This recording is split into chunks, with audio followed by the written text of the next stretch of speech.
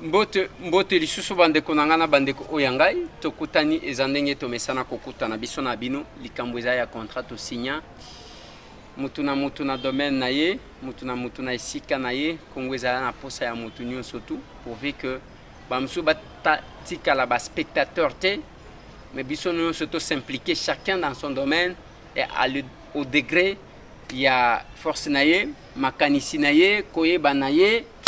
Voilà bande konanga yango na émission tokomi wapi topesaka maloba ezala ba congolais ya kati ezala ba congolais ya libanda topesaka maloba ba politique bao basambelaka topesaka maloba ba minganga ba tradi praticien topesaka maloba eza ouvert na mutu nyonso tu aya kopesa mai azali nango na mutu pona intérêt ya Congo yango bande konanga. Émission a fois passée dans nos Kibino qui est tokoyamba bandeko moko bauti diaspora bauti France bango tokoyamba bango lelo me boti kananu to pesa félicitation na Cédric Delage aza abotama na Kinshasa asala karaté. Cédric Delage asala 3 ans d'études supérieures après les baccalauréats, champion ya Coupe de France de corporation à Amiens. Premier combat a gagné 8-0. Deuxième combat a gagné 6-2. Finale a gagné 3-0. Un Congolais qui excelle dans le domaine. Il y a sport na France. Maman Chantal Nekavinga. Félicitations na yo parce que yo mokolo mwana na yo pe mutu. Vous allez encourager que à ça là nous avons besoin de Congolais na ba domaine nyo surtout ya vie.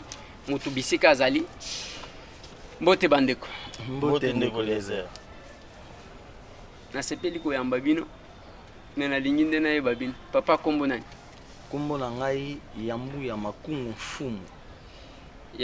makungu fumu oza chef coutumier naza chef coutumier da bongo fumu eza kaka ndeti mukonzi kombo wana eza kombo bakoko bapesi ngai koko na ngai kombo ezalaki makungu mfumu azalaki mutu ya bako ngai pe na botami bapesi ngai kombo yango wana ngai pe nazolandela kombo wana oyo eza lignée na biso. Merci beaucoup. Ozalaka na Kinshasa to uti Liban to uti na France ngai naza président ya mouvement Sauvons le Congo MSK toza implanté na France et puis pe na Congo na France wapi précisément na Lyon na Paris boza wapi na Paris Île-de-France. OK na Paris Île-de-France ngai nde na mutu ya yambo na kambaka MSK mouvement Sauvons le Congo. Papa omoni avant que na comme pandeko omoni émission oyo eza émission to respectaka bao balandaka biso bao balandaka pe biso ba respectaka biso tango zo se présenter. Il ne faut pas se représenter na eloko moko ya na poto babandi ko benganga wana kolabo wana kebana ye akotie le poison babengi ainsi de suite. Bon et puis oya komi bamba peut-être mouvement yo yebi bandelité o yebi soukate. Il faut se présenter na eloko olobi mouvement na bino eza mouvement Sauvons le Congo mais Mouteliezer eza nango problème te na minute o bandeko ba Rolanda biso partout na monde ba Congolo baza partout na monde akeka na Google abeti kaka mouvement Sauvons le Congo aromona auto na journal officiel ya France abeti mouvement Sauvons le Congo auto Rena déjà na Google akobeta MSK et bimisele tous les numéros officiellement aromona na France et mouvement est établi depuis 2011. Même AAP na RDC eza implanté ndeko o ya biso kotuna ako expliquer yango ndenge nini eza implanté awa na mboka. Avant na koma epana ye nazana no epana yo MSK mouvement Sauvons le Congo. Congo avec K évidemment et non avec C. Non. OK. Eza mouvement nini? Mouvement ya ba combattant, mouvement ya ba résistant, mouvement il y a peu perdu dans la diaspora parce que ba mouvement peut a peu perdu ezaka kawana bazoko sabatu ezawana eza mouvement nini eza mouvement ya ndenge nini eza proche ya nini parti politique eza MSK eza nini MSK eza mouvement socio-culturel ezali mouvement ya juxtaposition tozali ni pour le gauche ni pour droite Donc tozali mouvement oyo tozo bundela pour un retour, il y a pouvoir spirituel, pouvoir scientifique, et pouvoir politique na biso to bungisa depuis le 3 mai 1491. Il y a une raison pour laquelle le lot to bungisa ba culture na biso, ba mœurs, ba tradition, ba coutume pe ba principe auto éradicaté. Auto longola jamais ya mabe. To chango à côté to tika ya malamu pe to créer o eza ya malamu yango na société na biso oyo tozo marcher lelo boye tozo mona te ndenge nini to ko créer ndenge nini to ko inventer exemple même rivière Njili to na mboka et ko la même na 20 ponts. Donc bref to ko discuter parce que 20 ponts wana toza na ba scientifique awa ba maçon bazali o ba koko sala yango. Bref, Nicolézer, mouvement Sauvons le Congo, ezali mouvement et juxtaposition, tozo sangisa tout le monde, que ce soit de gauche à droite, parce que mboka na biso lo lenge to komi lelo, to moni vraiment place tozo kende. Et puis tomi tuna question Nicolézer, émission na yo, to komi wapi? Soko lobby, to komi wapi? Mais faut pas to eba, to uti wapi? Poto comme sika toza to uti na traite négrière to uti na colonisation pe to komi na néocolonialisme depuis 1960 oyo même mise ya mundele ezali na kati ya culture na biso social économique et politique moyen to avancer ezate papa nalina na yo ka bien yo ye ko yana histoire ya 1400 soki combien pendant que biso tozana posa ya koyeba qu'est-ce qui se passe 1400 combien wana même ba évidemment même ba vulu jango na bazala ki pété bon yo ya koyana makambo papa wana d'abord Congo ezalaki kututé na oyo ndenge tozana ngoboy ezalaki makambo mususu bampire mususu nde makambo uti kaka poto vraiment est-ce que uti bato poto ba ebio papa. Non, ndeko Eliezer. Soto zolo ba maramba Congo lelo RDC. Qui fut ex-Zaïre, ex-Royaume Congo. Photo zongaka na 13e siècle. Et non, tout le monde a maramba Congo na 19e siècle, 21e siècle. Yango lelo moyen to bima ezate. Congo ba changer yango biso na conférence de Berlin. Congo wana o ezala Angola, Gabon, Congo Brazzaville. Ba kabola biso, ba divisa biso. Yangwana to komi lelo tangu royaume epanzanaka ya royaume Congo na 14e siècle yangwana ya Kimpavita telemaka na 17e siècle pour réunir Congo na 4 valeurs na biso o eza amour patriotique respect à l'institution dignité ya ko reconstruire mboka na biso pa justice tangu ya telemaka pour azongisa bae oyo ba se migraka oyo bakendaki na bakatanga oyo bakendaki na ba Équateur oyo bakendaki na ba Kasai oyo zake tangu baye ko sala conférence de Berlin après avoir étudié biso 4 siècles 5 siècles bakoko na biso nde babanda okanga bango basinga komema bango na ba royaume na ba Amérique du Nord Amérique du Sud nde sikoyo ba Belge oyo basangana na conférence de Berlin na Allemagne baye ko tala ke poto sala RDC oyo yo omibengaka kololo pango balobi oh mais soto sali yango na conférence de Berlin mais bamisusu bakimaka na 14e siècle mais kasi bango wana baza na Kasai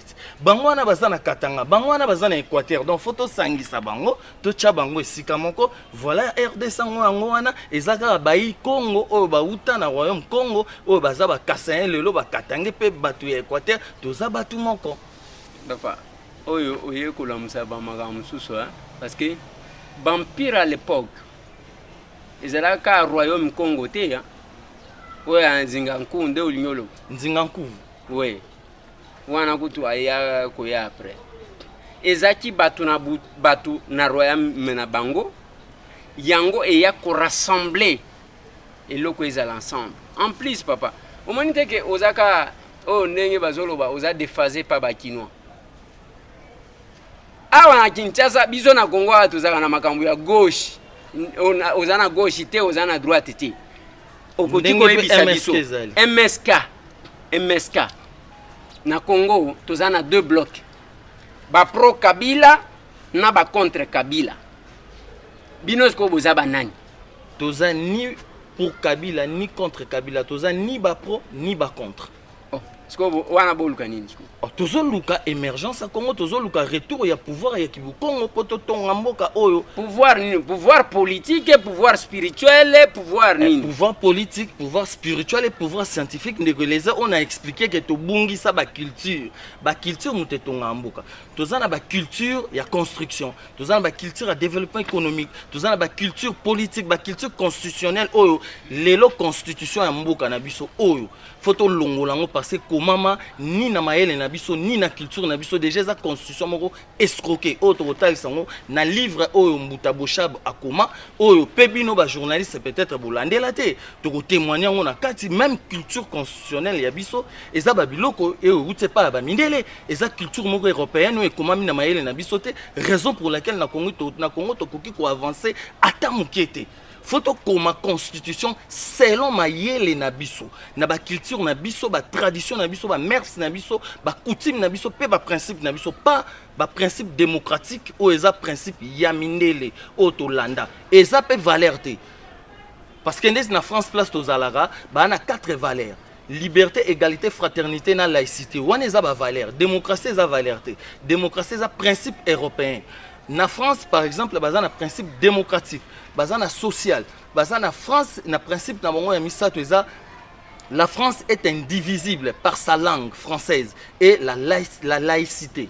Voilà, donc yango onde na lobi na kati ya culture auto bunga oh, il faut que ça soit aux Congo et aux Alara boé des siècles, d'où il faut mindele bazonga, bazonga ah baroloba, l'Afrique est le berceau de l'humanité, faut bazonga, babanero bandé là-bas, administration peut gestion en boka oh, et surtout ceux qui bisoto yokanité et puis ceux qui peuvent se comprendre te Congo ezo kende to komalolo loko la Libye, Syrie et puis ba Irak. OK. Na ozonge pa na yo parce que wana ba makambo ezo ya belé tant ozoloba tozongisa ba valeur na biso o tokotonga Congo te il fallait ki peto mituna ki na 1490 wana ozoloba totonga kanini to sala kanini est-ce que eza ba période yango te tozaka ko vivre na banzete ba pasola banzete zana nzete moko bato basalaka visite awa na Mwanda na Boma je pense.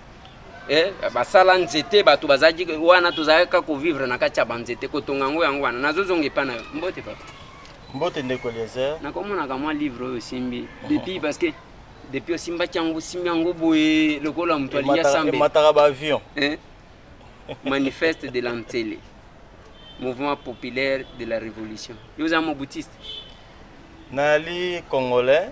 Donc l'histoire na biso mboka tokoki ko négliger. Comment na Mwanda Lumbu Waku. Tu peux vivre en France. Naza ko vivre en France na li porte-parole ya mouvement Sauver le Congo MSK. OK. Moboutiste. Na li Moboutiste était respect na président Mobutu wazaki président. On est aussi mbeli manifeste de l'Antele.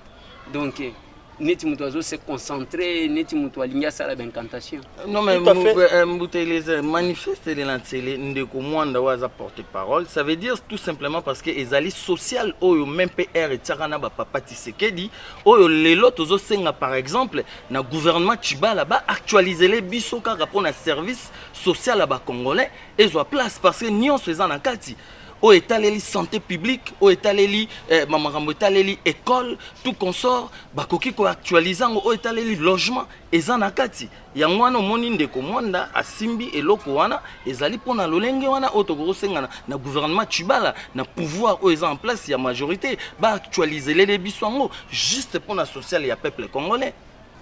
Quand ndenge président lobby, toza na document très important. Nalanda Félix Tshisekedi na France azosa l'émission na été ceux qui na ba collègues na yo ba journaliste alobi tozala na un plan social mo kitoko un plan politique kitoko culturel kitoko o ba bengi manifeste de l'Antele et manifeste de l'Antele dans le monde des esprits ezala ki réincarnation ya ba valeur Congo erreur moi moké o ba papa na biso avec du respect papa Mobutu. Il a fallu l'authenticité Congo aurait de l'authenticité zaïroise parce que le peuple zaïrois n'a jamais existé dans l'époque il y a histoire autokoloba immigration Congo na Égypte antique ndenge tomonaka ndeko Didé Moumengo azaki ministre de la culture et art na mboka oyo akoma na livre na ya bimisa na France tosomba yango toza nango pe la naissance du Congo de l'Égypte. Du coup makambo lobi na biso Congo ya ba 1400 tozaki batola na banzete tozaki na batumo ba paille c'était du faux parce que so yo ya France soko ye to tambola na Trocadéro au mona pyramide ya moulaï au plus de 20 mètres sur na bosanité balobi et ali cadeau au Napoléon Bonaparte azaka empereur na France ba pesaka cadeau et pas ya ba Congo ba congolais ce qu'il faut là quel échafaudage oh ba telemisa colonne il y a au-delà ya ba 30 mètres si je me trompe pas to roya Paris to roya Mbayo au mona eloko wana oh oya kozwa ba papa ko ba Cheikh Anta Diop ba tout lokola lelo tozo benga lokola professeur Elika Mbokolo un grand historien philosophe a comment ba bouke belé tozo neti ba grand naé Cheikh Anta Diop Elika Mbokolo oyo a aussi co-signé front commun pour le FCC, Congo. oui. Voilà au mona ba histoire na France oeza à la gratuité de tout le monde. France est au moins n'a pas 10 000 bibliothèques et connaissances et savoir. Ça n'a rien à voir avec les universités. Dans le Congo, parce qu'il y a une université, c'est bien beau. Mais est-ce que basé sur la documentation, il y a coupé sa force scientifique, il y a des étudiants, ou na école olenge o tozomona ezalité mais na France toza na ba bibliothèque makasi okomona lo ba livre lokola ya Cheikh Anta Diop a comment ba livre belé ba expliquer les savoirs il y a Europe et outil en Afrique plus profond et ça Congo.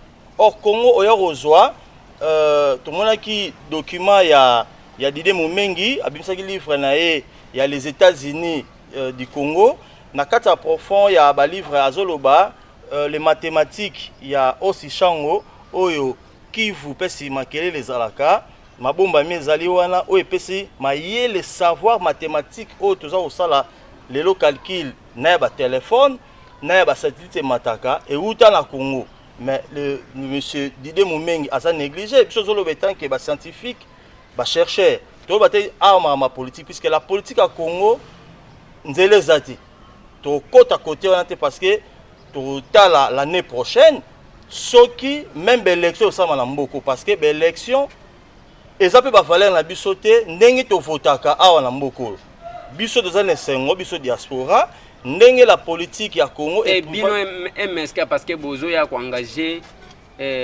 diaspora te diaspora bozana présidente non bon aussi bobimisi président biso toye awa étant que association culturelle MSK bandeko OP bazana makanisi ya kitoko o bazana diaspora na États-Unis na France na Belgique baya mbokeza ya batunyo surtout ndenge ko lobaki awa Congo za même pas ya ba noir mkodo mona ba mindele baye awa biso do hondima ke baza ba congolais parce que bato balobaka ke ba rwandais ba burundais ba nani eza ba erreur moko ya makasi parce que diaspora evandi nati na Europe na espace Schengen ba mona no mambo eleka na France na Belgique ba bunda première guerre mondiale deuxième guerre mondiale lelo ebota Schengen toute la France ba bengaka couple franco-allemand suite ya ba conflit oyo ba bunda ba millions de morts parce que ba signé accord ya tout est misé ne doit ba accord et salamara awa trace ezati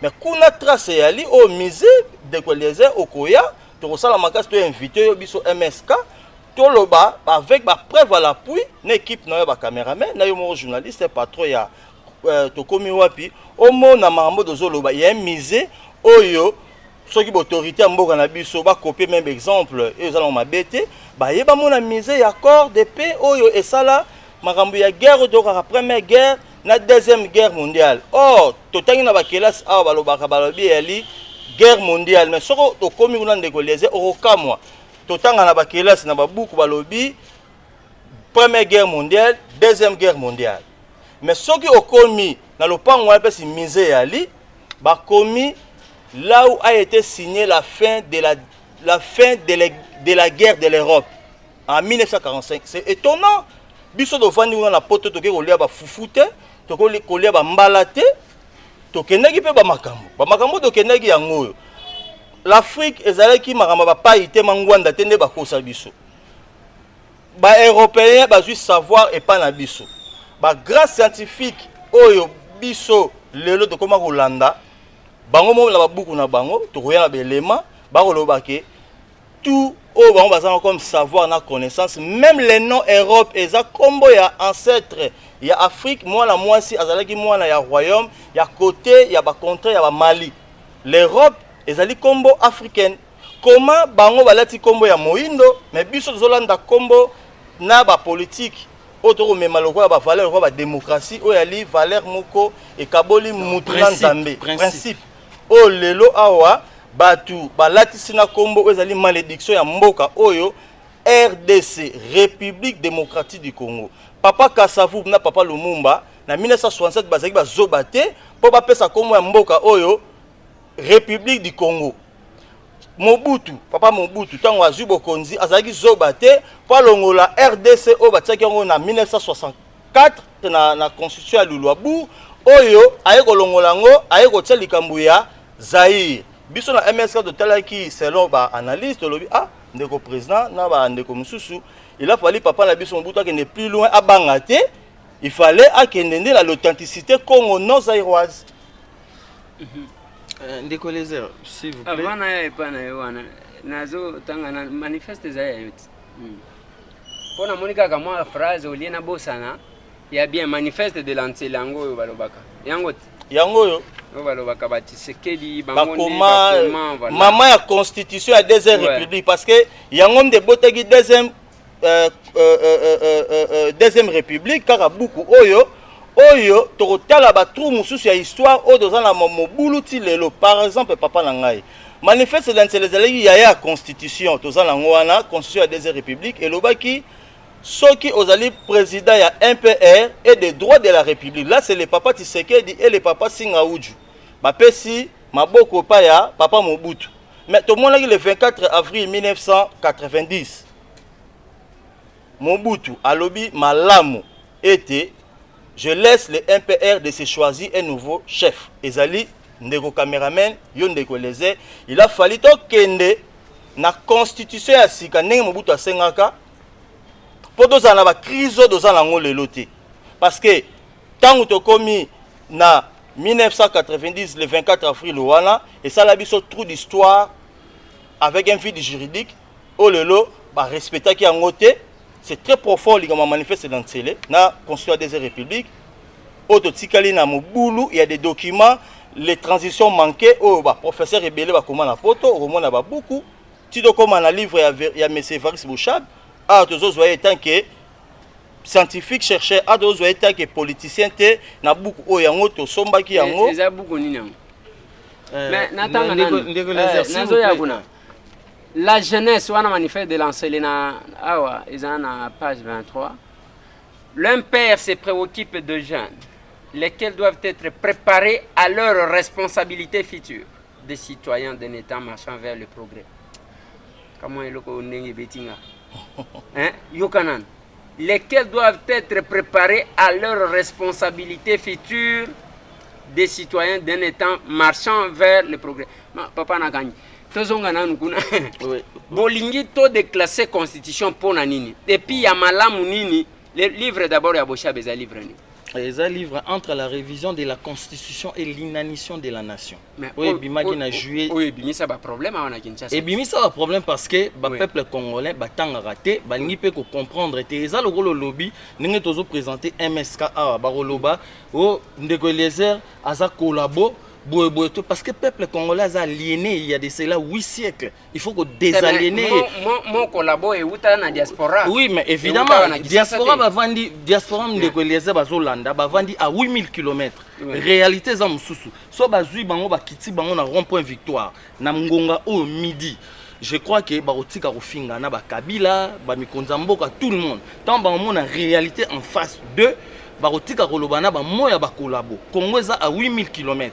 Congo eza awa eza kuna na France te Belgique te nini te faut ba ya ba mona réalité ya peuple sur le terrain. Bref, livre o Mbuta Lézère to fungola mais avant la fungola na ozonga na paragraphe ninge ndeko lobby royaume Congo nde epesa naissance ya makambo tout ya mokile et puis ndenge lobaki banzete ndenge ndeko expliciter to ebake politique na Congo sans to eba culture civilisationnel ya biso politique to ko sala ngote ya ngona pe to ko sala ngote to ko pe ko développer eloko moko te sur le plan social économique.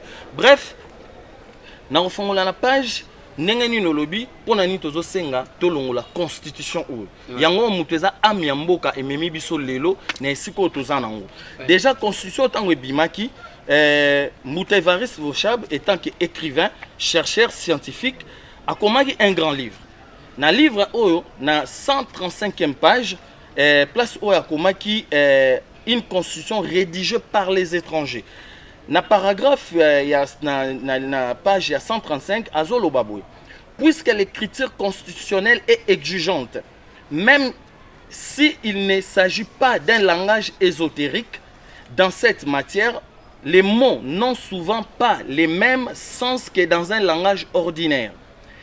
Une certaine précision s'impose pour éviter des contradictions. Il est dès lors incompréhensible que Mboyo Mpenge, c'est un professeur, a comment qui est en constitution et bima qui est promulgué par Joseph Kabila Kabange Mukonzi Mboka le 18 février 2006. Mboyo Mpenge avait bima a comment qui akomela ki président de la République Joseph Kabila akoma ki boye Yangwane Évariste Bochab azo contredire Mboyo Mpenge akoma boye Mboyo Mpenge. Donc incompréhensible que Mboyo Mpenge puisse soutenir en s'adressant par lettre ouverte au président de la République: vous avez un devoir patriotique impératif de n'homologuer, de ne pas promulguer un projet de constitution. C'était pas une constitution, mais c'était un projet de constitution qui viole et vend les territoires congolais, la souveraineté du pays, son indépendance, sa nationalité, une constitution irrégulière,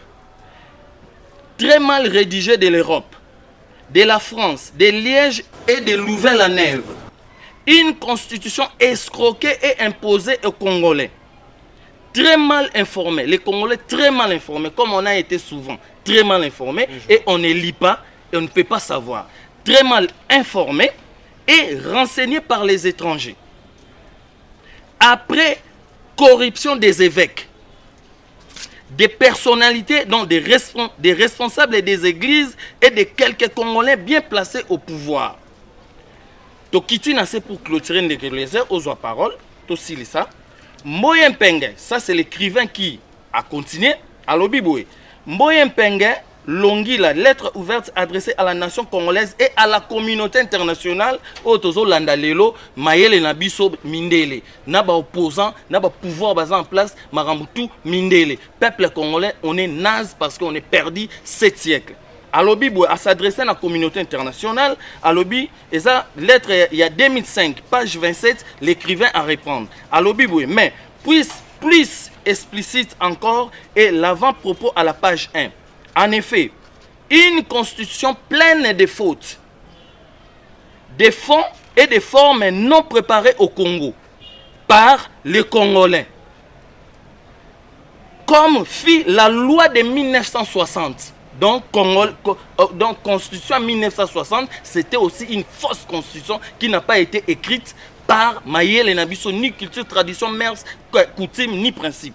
Donc, comme la loi de 1960, mais largement votée par l'enchantement et envoûtement par les parlementaires députés et sénateurs désignés ramassés dans la rue, non élus et corrompus, en état de position de possession démoniaque. Bref, tout ce qui en a donc, ezali constitution oyo ezo bomabiso lelo yangona Évariste Bochab livre akomaki soki to bito tourner page mususu to komona tanga komi livre azo senga ba opposant alobi boya parce que ba opposant même 5 soki to fongoli awa 5 aboya constitution awa azo loba na troisième observation c'est les beaux rôles dans lesquels l'église personne ne peut lui dénier de tous les cas à partir du moment où toute magistrature morale s'interdirait les rôles des censeurs.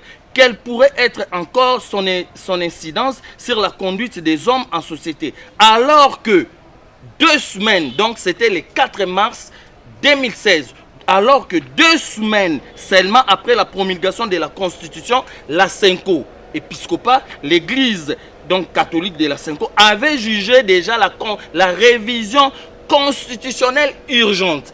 Même Senko o lelo memi batu ba koufa pour rien. Na ba constitution na ba élection ezali lolenge na bisote muteleze. Oza scientifique spirituel. Oyebi, oza mutamayele, un grand journaliste, chercheur, activiste. Ba élection dialogue à Senko balobaki que ba élection ezala avant le 31 décembre 2017. Basali 500 avec le président Olengankoy. Mais au lieu Olengankoy n'enge balobaki dans un an sur ba élection seni o na kata livre l'écrivain il demande seni photo longolango za makamba lukuta eza machination il y a néocolonialisme. Donc Olengankoy nde tant to komaki avant le accord ya Saint-Sylvestre Sengaki l'élection salama avant le 31 décembre 2017, il ne fallait convoquer 5 opposition, pouvoir en majorité, la société civile va trouver date consensuelle. Mais ça la main bon côté.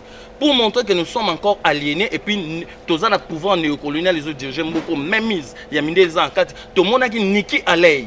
Aïe le 27 octobre 2017 à Sengi à la classe politique congolaise donc pouvoir en place opposition bossa à Sengi Seni bossa la belle élection d'ici 2018 pour nani 5 na opposition ba Félix Tshisekedi ba Vital Kamerhe ba Martin Fayulu ba Eva Bazaï ba Kendaki côté les mana Niki Alei ba yokai fallait ba yebiso mais non madame vous dérapez comment yo kokolo ba ke ba élection ça en 2018 pour quelle raison? Donc yozo yo pe sa mitindo balobati bazeli madame wana akei allez directement Corneille Nanga le 5 novembre une semaine après a promulgué date il y a l'élection le 23 décembre 2018. C'est faux, c'est le néocolonialisme Ozobomabiso ezala na consentement na yété fabriqué par le blanc comme d'habitude, raison pour laquelle na l'élection oyo il y a le 23 décembre 2018 et kozala te pas ezala consentement na bisoté. Voilà, c'est ça l'histoire. Voilà, c'est une émission que nous tournons pendant que nous attendons l'adresse. Il y a Joseph Kabila Kabange devant la nation. Ndeko tosito débordé. Nazozonga ipana yo parce que yo lobi muke. Nyonso bozolo. Vous avez combien d'années na France? 15 ans et en réseau Kende. 15 ans. Bongo. 15 ans, 16 ans. Bozan na France. France a onde mindele de? Oui, évidemment. Na ba noir un peu bazakuna. Zela kasite nazotu na yo. Olobi toza aliéné biso nde batu to banda kotonga ainsi de suite. Yebisanga nan selon compréhension na yo. Mundele wana tangwa ye. Atubaka biso tonga moko peut-être. Zela nana la kisanga na zakanango. Biloko ya ba. Bon, Mbuteleze. OK, oyo. Mangwele. Oui. Peut-être alors bon, yebisanga mundela pasola biso mutu azwi biso mayele wana kenango ou bien parce que depuis atika biso na boîte tokataka kaboy oyebi nga na yebi boîte boîte wana yende koleza na 19e siècle mais avant 19e siècle ezalati ouais. Bakoko bayebaka même embouchure du fleuve Congo Diego Kaote muta découvrir quand on a 1482 po bakoko bayebaki déjà qu'embouchure ane banda ko exister makamba ba boîte wana yeba ye olaxon na 19e siècle ya lukuta. OK. Biso boîte depuis etikala kaboy mundele soki asali eloko atali osali eloko kosalela yo siko ya bien ya kosunga yo bino siko ba 15 ans wana ba 16 ans bozana ngo na poto mutuna liboso mundela zwa biso na mayele yango abeta biso tonga elongola biso mayele pour que tokoka continuer to sala plus que lui parce que aujourd'hui la Chine azo sala biloko ya makasi la capacité donc ce qui a copié à l'équipe biso ko depuis totikala ki wana toujours baluka ya liboso est-ce que iba biso mayele to tonga oyo abetaka biso ezaba tonga yake mayele longwa ce qui ndenge nini. Deuxième question pour toujours ceux qui ça déjà yambala oyo ceux qui bozana na kin to ya ko sala deuxième édition. Deuxième question binos ko na Paris kuna ba mouvement ya ba combattant bino botikala jamais ko zala ba combattant c'est ça ngana zaki combattant après au komi kolabo non combat auto bandaki zaki likambo ya Congo ya lettre K secret nango okotengela ba combattant surtout ya Paris o ba olandanga boye ba yebio ba mo ba yeba ko ya ko bimage ba benga ndeko leze boye bisaye to yebi te eza problème ité papa na ngai secret zaka moko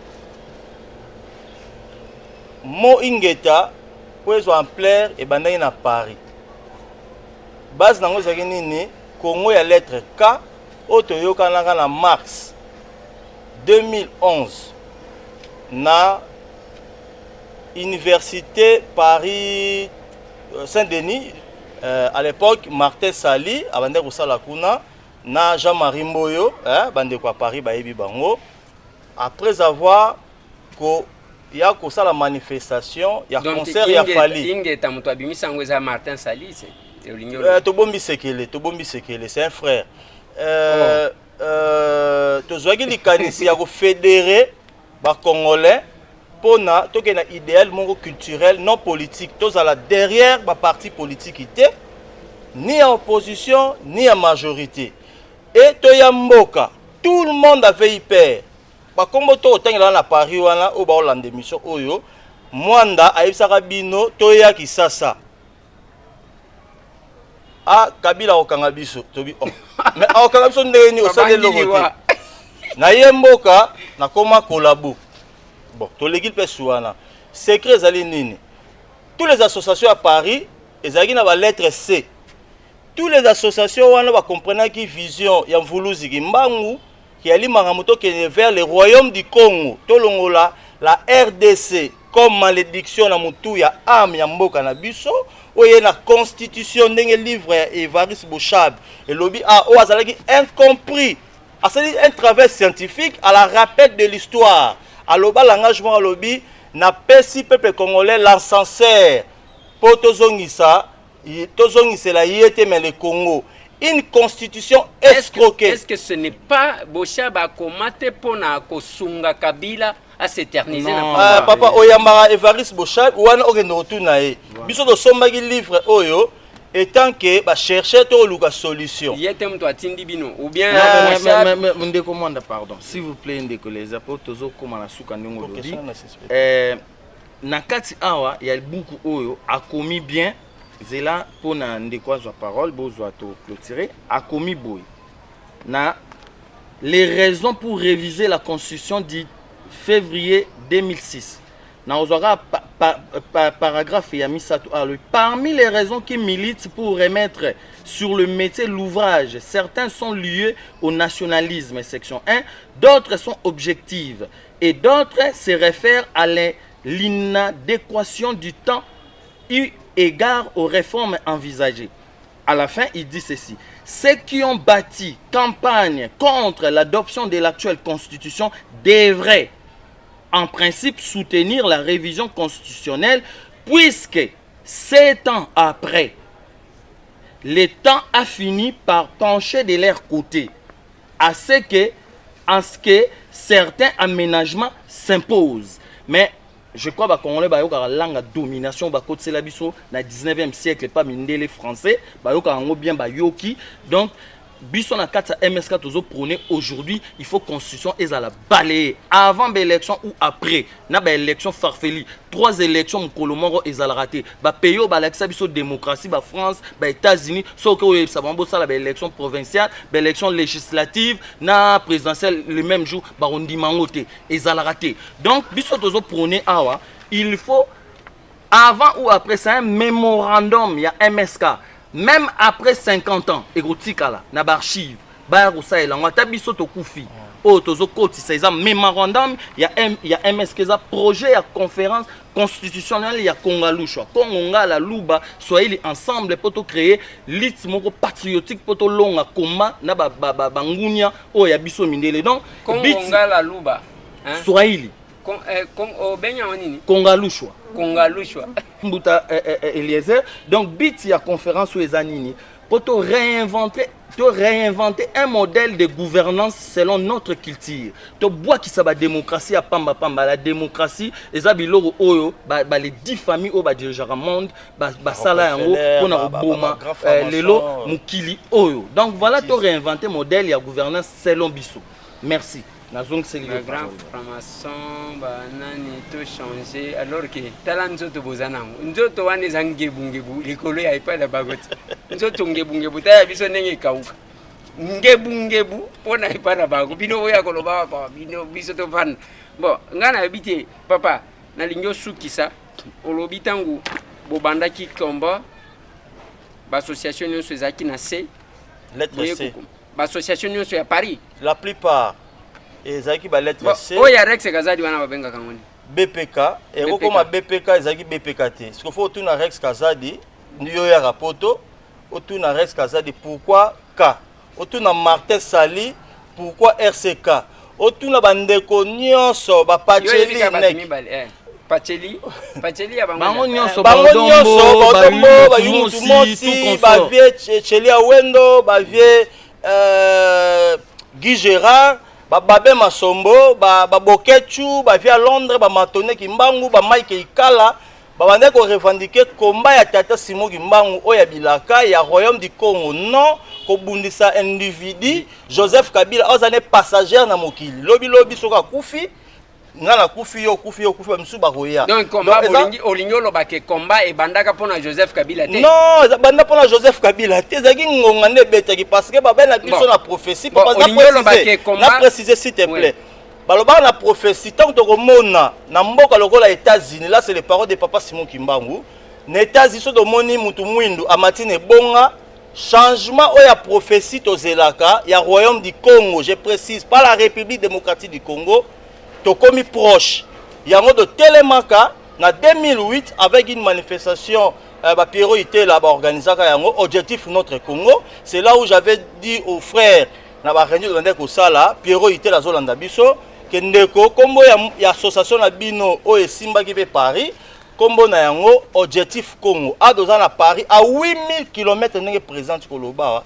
toke na Congo yango po to sala to bima ba victime te ya ba voyou de loin to bima kwa ba zobate de loin to ya na mboka tout le monde avait eu peur mais moi je l'avais dit que nazo kene mboka effectivement tant on a komaki na mboka ndeko Pacheli Mikobi ye muta bengaka nga na mois d'octobre 2011 na bimi na aéroport Anjili avec soutien ya ndeko Bakoyene oyo bayebi kombo na mingi Jibe le Coran aïbsa ngai mwanda kota contact avec Martin Fayulu po soki bakanyo na aéroport na bato ya pouvoir ba meka ko libérer yo ngai papa na ngai mais na service ya immigration na aéroport Anjili na DGM soki bakanyi ngai na otuna mutu wana biso tolela mboka bon ba oba finga ka mukonza mboka bazali ba ope ba lobaka ba vérité bazali na otuna bokayenga pona finga mukonza mboka est-ce que yo Joseph Kabila parole na ngana oloba yango wana so bomemi ngana mwana Joseph Kabila soki bato balobaka makambo ya kofinga de loin ou ba pesa ba raison moko ya musika biso do pesa autrement ba argument oh combat o yazo bunda lelo to dozo ka na 2014 azolobake aboyi be jonction biso do bandango kala tala date ya reconnaissance officielle ya mouvement na biso mouvement Sauvons le Congo MSK depuis 2011 to bande ko réclamer makambo ya changement ya constitution secret pour laquelle toutes les associations à Paris bazara la lettre K les BPK les Rex Kazadi les RCK les Martin Sali il a fallu bazala to zalaki ensemble malgré to kabwana to lo babongo balanda kiango na loyingi tant ingete bimi ingete ngoloba ainsi soit-il par la vibration divine ça n'a rien à voir au fingi mutu ingeta au fingi mutu est-ce que combat et bimaka pona problème ya occupation te ya ke ba Rwandais bazoka mamboka lukuta Joseph Kabila dozana ba livre depuis 1997 na mois de mars tant kisangane kwei Joseph Kabila yebsaki ba autorité à l'époque wana bazwa na rébellion Joseph Kabila il y a un livre toya nango un document azolobake amonaki ba Rwandais Joseph Kabila azoloba amonaki ba Rwandais ndenge ba ko traiter ba réfugiés Hutu na Kisangani ezaki malamu te ke bato ba Rwandais to kokoma na bango Kisasa to kobeba na to zozala malamu te pour nous etant que ba chercher to monaki ke papa na biso Laurent Désiré Kabila azaki trop pressé a raté ba chance na Utenika na Mobutu ndenge papa Mosengo na papa Tshisekedi ba rataki ba chance ya ko mema mboka oyo na transition manquée oyo ça fait 28 ans ndenge Mobutu s'il te plaît papa na ngai ozaki ya manif ezaki mama ya constitution ya deuxième république kaka bukoyo botala ndenge koma eza plus âgé que ngai na ndeko Eliezer na ndeko président balobai na biso soki ozali président ya MPR et des droits de la République là c'est Papa Tshisekedi et les autres Papa Singa Uju Mobutu atika bokonzi na balabala ti lelo toza le 18 juillet 2018 le pouvoir est dans la rue. Dans quel sens? Sur le plan scientifique et spirituel. Mobutu Tonga lobby que il laisse le MPR au lobby comme jeunesse awa jeunesse bazwa mais que biso jeunesse sango toyet que jeunesse ezwa makambo amé ce qui falsification de l'histoire et là qui makasi ba papa na biso ba yali ba politicien ya mboka o depuis longue durée ya mboka tozonga na sima Mobutu alobi nazali sous président ya MPRT je laisse le MPR de se choisir un nouveau chef là ça l'est là ba comprenate azali sous na bokonzité ba grand esprit autant ba komona ba monter obe makambo dozoloba bo aider mboka si il est grand temps tolo bango avec maya misu na rolela to ali ni pour ni contre l'opposition ou la majorité faute de l'histoire o ememi biso na mboka o faute luka dozonga na mwa sima Mobutu alobi ala sous président de la République était atiki na makambo mobeko MPR et se choisi un nouveau chef poto kende na nouvelle constitution tozongi na même case du départ après donc il y a une élection même case du départ après 28 ans donc c'est bana bilaka toyé oui papa malobeza pa na yo tolobi mwa mingi ceux qui bande ba kosepela bana bilaka voilà. Boye peut-être que tokoya kozonga na mbala sima mais ce qui m'a quand même étonné eza koloba que les combats de la diaspora eza pona occupation te wane kamusinga parce que mutu nyonso ayebi combat ya diaspora eza pona occupation. Non, évidemment Mboutelezère to kana bien combat ya diaspora même le lot diaspora so eza ko se lamenter c'est parce que gestion ya mboka pe administration ya mboka eza malamu te. C'est ça le problème. On a un problème socio-culturel. Est-ce que c'est parce que le pays est mal géré ou c'est parce que les Rwandais gèrent le Congo? C'est parce que le pays est mal géré. Yo banana bangote na combat ne bandeli pas. Non, to banda. Tangu bo banda. L'objectif Et c'était que ba Rwandais bazwimbo kanabiso. Non, c'était pas ça. Ce n'est pas ça. C'était parce que le pays est mal gestionné et dirigé. L'administration n'était pas bon. Première marche dans Paris le 19 février 2011. Tout ça tout ça. Et dedans. Mais combat est bandé à Londres. Il n'y a pas de problème. Oui. Mais dedans, ils allaient déjà prévu que le même jour que nous reprendons concert, il y a Papa Wimba, na Weranson, na Élysée Montmartre. Tant que nous avons ordre, tout le monde qui va décoller, va déraper, tout le monde qui va continuer le langue en athée, tout tika. Raison pour laquelle Tilelo est foutu le côté. Bref, tout le cas, ça la lutte culturelle, sociale, économique pour samba culture na biso, tout que arriver na politique. C'est ça le problème. Na otozo senga conférence constitutionnelle. Prenons par exemple Mboutelezère sur le plan de la sécurité. Il y a Congo na est des eaux dérangées. On peut se dire na kati ya constitution sika otozo senga que pour la sécurité par exemple il y a Congo. Il faut d'abord to koma na ba loi ya sika na constitution sika que il faut même après conférence auto kanga frontière à Congo. Tout ça le pays à Grand Lac, tout ça la sécurité à pays à Grand Lac. Il y a Rwanda, Ouganda, Burundi. Et puis tout s'arrêter ou en athée. Tout qui ne peut que ça la même traité mususu o ya Italie, éducation, il y a économie. Donc voilà un exemple o to koki ko ça la pour te retrouver. Pour ça to kangi pe ninité, to kangi ninité. Frontière na bisoté, tu retrouver un peu sécurité il y a pays à Merci beaucoup MCK ceux qui baligni ba contacter bino va contacter bino le numéro ni si il y a ceux qui sont intéressés parce qu'il ne faut pas qu'il n'a pas gérer. Est-ce que vous avez besoin de numéro de Gowana? Ngana bandis ko luka bino bazaga ba vanda o moni bino kande bozolo bana bino ba to bobuta ka poto tala nzoto na bino bolinga place ngulite biso kana bangwa kana biso yo soki na longwa na kempasi mais to uta biso zo fanda zo na ngimbanseke tozana ngimbanseke ngimbanseke tozo ba wewa tomati oui tomati ba wewa tozo mata pe ba wewa tozo mata ba taxi bis ndenge zo tokati moi ka ya mukio tala ndenge zo tokati tozo zo ba taxi bis ba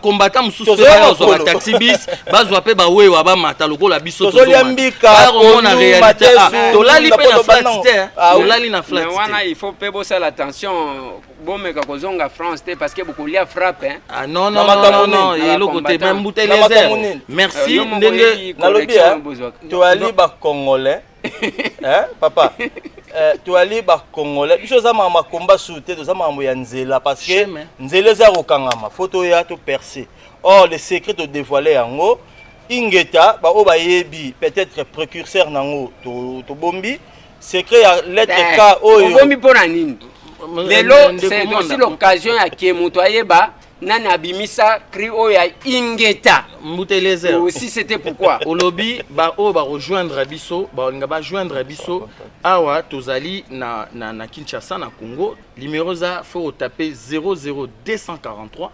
89 24 57 783 wana ba rejoindre biso na numéro wana awa na Congo donc 089 24 57 783. Merci beaucoup. Je pense que c'est la première fois que Koyamba Bino, mais la deuxième fois. Bonne élection, il y a président, il y a diaspora. Bonne bossala qui a mondé. Ah non, biso marambouana tosenga rambuté les airs que il faut France. Na ba association en France, faut ba sangana d'abord, ba trouver président, il y a ba association en France. Ainsi de suite Belgique, Angleterre, Londres, Irlande, Hollande, ba pays aux Andes, Afrique du Sud, États-Unis, Canada. Après ba président on a nion sur ceux qui ba bimi, ba e ko sangana po ba pona moko. Ceux qui ba kena on a lolenga bongo, eza officialité. Donc photo bimisa na France, to bimisi ya biso, na Belgique pe ba bimisi. Na Londres pe ba bimisi, Afrique du Sud ba bimisi, moko après bango nyonso ba yeko kutana ba voter moko. Ba président élu à chaque contrée ba sangani ba pesi mandat na moko. Ce qui mandat na esili ba yeko pesa pe na mususu ainsi de suite. Mais ce que salami bongote eza malamu te. Donc selon Bino non, la diaspora n'a pas une présidente. Non, c'est pas officiel. Exemple quand to pesi Mouteleza, faut aller la lolenge wana. Puis à la officielle, culturelle et puis politiquement. Merci, merci monsieur. Merci aussi. Merci Bandeko Balandi. Topé Sakamalo Bana Bandeko tout. Débat squetika li panabi. Mais na ba débat à niveau oyo ezala numéro na senga qui a pesa numéro. Tango ko benga ye. Mema idée que comme même injure parce que généralement les années wana n'habite ceux qui les ana batu bazaka makasi hein bazaka makasi na kofinga yepona kofinga ko sombelango autant de fois unité et puis n'habite ceux qui basala ka musala parce que ala mukaka kana tongo banika kofinga na Facebook finya donc c'est tout ce qu'il fait bande ko ba pesi ba idée na bango le Congo a besoin ya que tokende idée contre idée makanisi contre makanisi MCK bapesi ya bango idée yo lobité ngana za contre MCK te tala yanga idée yango yu même tango bengi bango ndeko place wana ngana d'accord na binoté ngana zo proposer boy et du choc d'idée jaillit la lumière. Bon séjour encore na Kinshasa. Merci merci na bana Paris bana France mobimba parce que c'est vous qui êtes à l'honneur parce que même oyo Cédric Décalage, il est pas en France. Avec espoir que le Congolais aura un grand sportif. Le cola Cédric Décalage. Maman Chantal Nekavinga, qui s'occupe na ye malamu et kozala malamu. To kozela discours, il y a Joseph Kabila nenge to silisi boye bongo. To luka commentaire à Kolobani. Merci.